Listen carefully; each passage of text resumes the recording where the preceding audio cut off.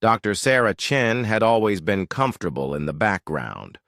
While her colleagues at the Terran Defense Initiative chased glory in exotic weapon systems and flashy starship designs, she focused on the mundane: power distribution networks, thermal management systems, and the unglamorous infrastructure that kept humanity's fleet operational. It was honest work, she told herself, even if nobody remembered the engineer who made sure the lights stayed on. The hegemony had been systematically dismantling human colonies for 3 years when Sarah made her discovery. The alien empire's strategy was devastatingly simple: overwhelming force applied with surgical precision. Their ships were technological marvels: energy shields that could deflect antimatter warheads, weapons that could crack planets, and faster than light. Drives that made human vessels look like rowboats chasing speedsters. Every human counterattack had failed spectacularly. Admiral Morrison's fleet had been vaporized at Kepler 442. The legendary Captain Rodriguez had managed to destroy exactly one hegemony frigate before her entire battle group was reduced to cosmic dust. Humanity was losing badly, and everyone knew it.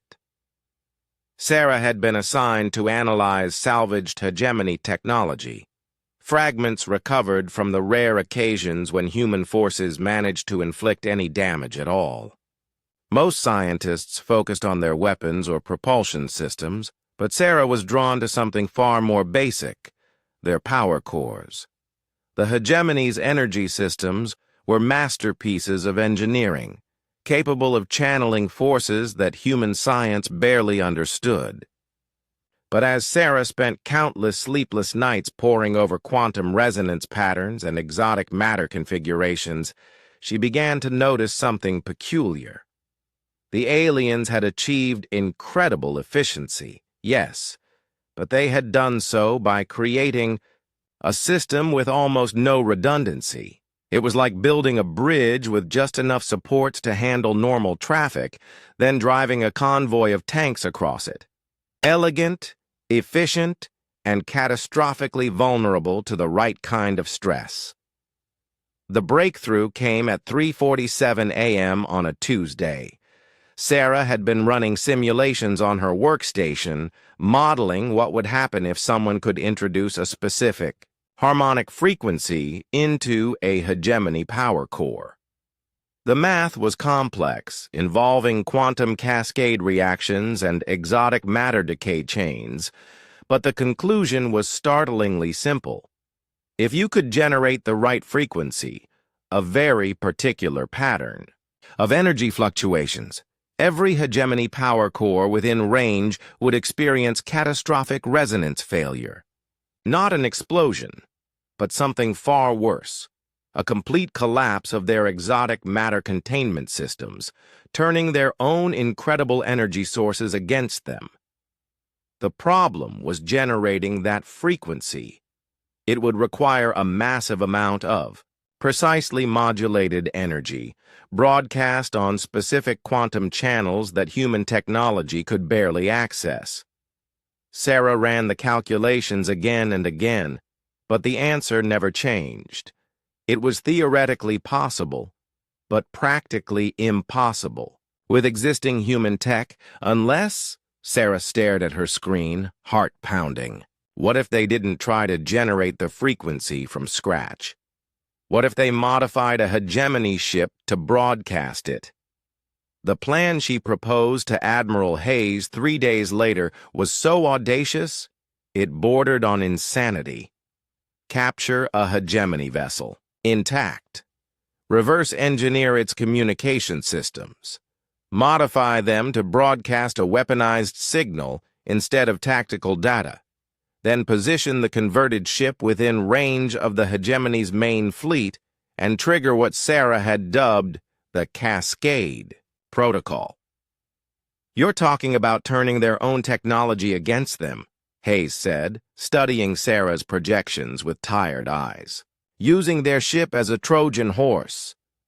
"Not their ship," Sarah corrected. Their entire communications network. Every hegemony vessel is connected to their tactical net. If we can get one ship to broadcast the cascade frequency, it will propagate through their entire fleet automatically. Hayes was quiet for a long moment. How certain are you this will work? Sarah met his gaze steadily. The physics is sound. The resonance patterns are mathematically inevitable. If we can execute the plan, the hegemony fleet will destroy itself.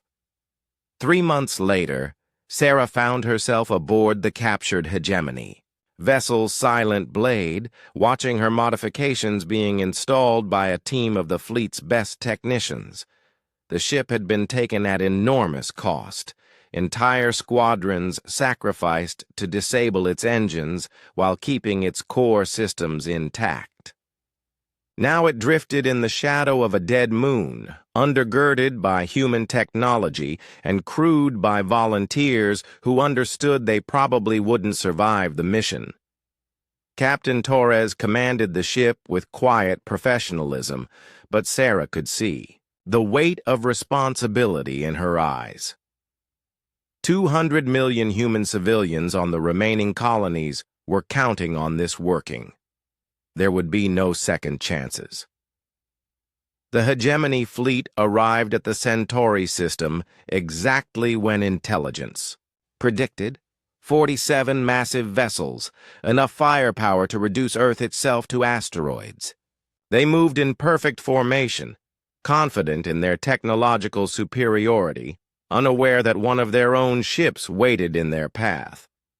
Signal confirms they've accepted our IFF, Torres reported. They think we're the Eternal Dominion returning from patrol. Sarah's hands trembled as she made final adjustments to the Cascade transmitter. 3 years of war, millions of human lives lost, and it all came down to this moment. A handful of modified components hidden in an alien ship's communication array. Ready to transmit, she announced. Torres nodded grimly. All hands, this is the captain. Cascade protocol in 10 seconds. Whatever happens next, remember that Earth will know what you did here. Sarah's finger hovered over the activation switch. She thought of her sister's children on New Geneva, of the gardens she'd grown up in on Luna, of all the small, beautiful things that made human civilization worth saving. She pressed the button. The effect was immediate and horrifying. Across the hegemony fleet, power cores began resonating in harmony, their exotic matter containment fields fluctuating in increasingly violent oscillations. Within seconds, the first ship, a massive dreadnought at the formation's center, simply vanished in a cascade of collapsing space-time. The failure propagated through their network like wildfire. Ship after ship winked out of existence as their own power sources consumed them from within. The mighty hegemony fleet, pride of an empire that had conquered 1,000 worlds, destroyed itself in less than 3 minutes. In the aftermath, as human forces moved to secure the system, Sarah stood at the observation deck and watched debris tumbling in the void. She was still just an engineer, she reminded herself. She had simply solved a problem, the way engineers always did, by understanding how things worked and finding their breaking points. But sometimes that was exactly what the universe needed.